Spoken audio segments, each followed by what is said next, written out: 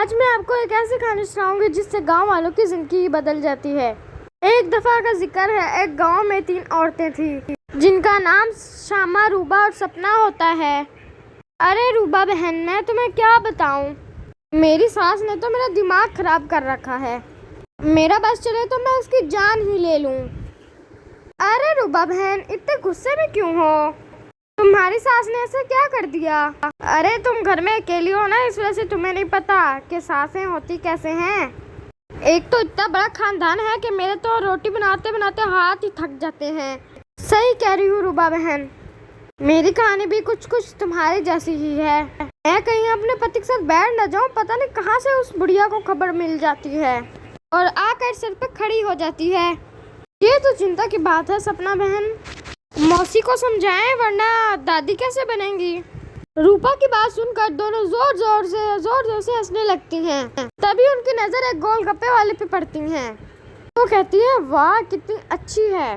वो उसके पास जाती हैं और कहती हैं, अरे तुम लड़की होकर गोलगप्पे बेच रही हो? हाँ, तो इसमें क्या हर्ज है, लड़कियां भी तो कुछ कर ही सकती हैं। हम जो भी कर रहे हैं मेहनत कर रहे हैं, वैसे आपको गोलगप्पे खाने हैं। हाँ, मुझे गोलगप्पे ही खाने हैं। बातें तो बड़ी अच्छी बनाती हो, चलो देखते हैं अब तुम्हारे गोलगप्पे कैसे हैं। वो दोनों गोलगप्पे खाने लग जाती हैं और रूपा गोलगप्पे नहीं खाती। रूपा को खड़े देख गोलगप्पे वाली कहती है कि आप गोलगप्पे नहीं खाएंगी, आपकी दोस्तें तो खा रही हैं, आप क्यों नहीं खा रही? अरे असल में ये बात है कि मैं ज्यादा बाहर का नहीं खाती। हाँ, और कोई बात नहीं, इन दोनों को खाने दीजिए। सीमा और रूपा गोलगप्पे खाने के बाद बोलती हैं, अरे वाह, गोलगप्पे तो बड़े मजेदार थे। वाह, मजा आ गया, ऐसे गोलगप्पे मैंने पूरी जिंदगी में नहीं खाए। तुम तो रोज आया करो, मैं तो तुम्हारे गोलगप्पे रोज ही खाया करूंगी। हाँ बहन जी, ये भी कोई कहने की बात है, अब तो मैं रोज ही आया करूंगी। मैंने काम जो खोला है। उसके बाद गोलगप्पे वाली वहाँ से चली जाती है और वो तीनों भी अपने घर को चली जाती है। रात को जब वो पानी लेने जाती है मटके में, तब वो वहाँ पर कुएं के पास 2 लड़कियों को खड़ा देखती है और वो दोनों कहती हैं, तुम्हें पता है रूमा और सपना कहाँ है? मुझे तो खबर मिली है कि उन लोगों का किसी लड़के से चक्कर चल रहा था और वो दोनों उन दोनों के साथ भाग गए हैं, बेचारे उनके पति। रूबा को ये बात सुनकर बहुत गुस्सा आता है और वो कहती है, तुम लोगों को शर्म आनी चाहिए, तुम लोग लड़कियां होकर ऐसी बातें कर रही हो। इतना कहकर रूबा वहाँ से चली जाती है। अगले दिन वो गोलगप्पे वाली दोबारा आ जाती है। अरे वाह भाई, क्या लड़की है। हा। अबे टीनू, मेरे भाई मेरे यार, वो देख, अब तू समझ के तेरी भाभी है। सही कह रहा है तू, एक गलत बात कर दी तूने, ये तेरी नहीं मेरी है, समझा क्या? हा। फिर वो दोनों गोलगप्पे वाली के पास जाते हैं।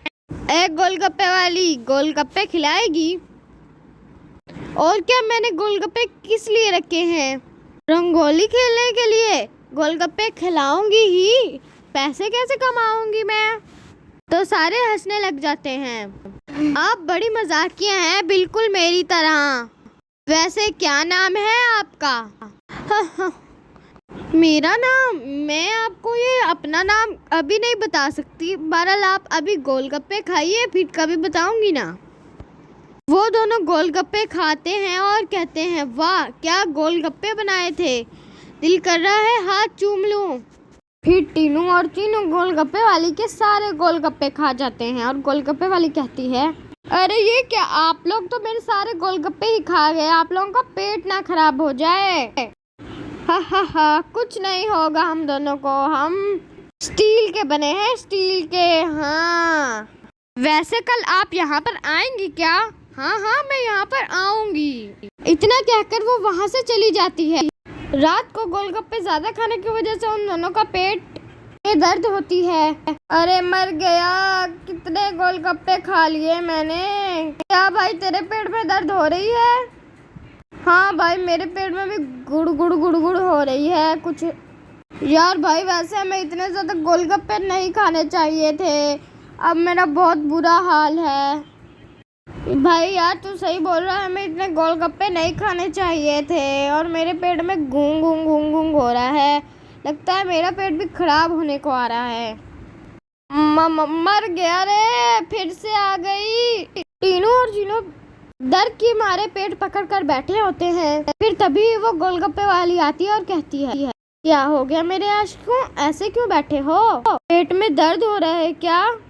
मैंने तुमसे ही गोलगप्पे खाए थे ना, क्या मिलाया है तुमने इन गोलगप्पों में? लेकिन तभी गोलगप्पे वाली चुड़ैल के रूप में आ जाती है। चुड़ैल को देखकर टीनू और मीनू दोनों घबरा जाते हैं और भागने लगते हैं। अरे हमने तो इससे आशिकी लड़ाई, ये तो भूत निकली, अब हमारा क्या होगा? अब हम क्या करेंगे?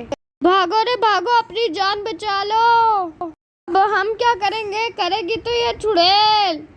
अगर हम यहाँ से ना भाग पाए तो इसलिए भागो यहाँ से।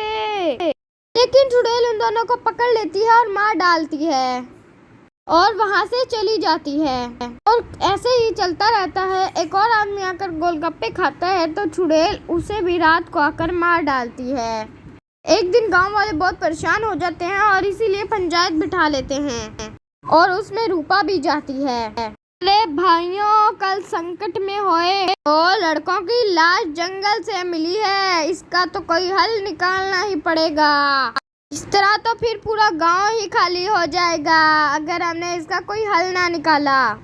लेकिन हमें तो कुछ पता नहीं है, ये सब कौन कर रहा है? अपने आप क्यों छोड़कर जा रहे हैं? लेकिन बेटा, हम ऐसे आसानी से नहीं मर सकते और अपने गांव वालों को जाने नहीं दे सकते। हमें कुछ तो करना ही होगा। हाँ, फिर पंचायत में कोई भी फैसला ना निकलने के कारण वो सारे वहाँ से चले जाते हैं। उसी दिन फिर दोपहर को वो गोलगप्पे वाली अपने रूप में आ जाती है और रूपा उसके पास जाती है गोलगप्पे खाने। अरे गोलगप्पे तो खिलाओ, सुबह से दिल को कुछ हो रहा है और ज्यादा मीठा खाने के कारण। रूपा देखती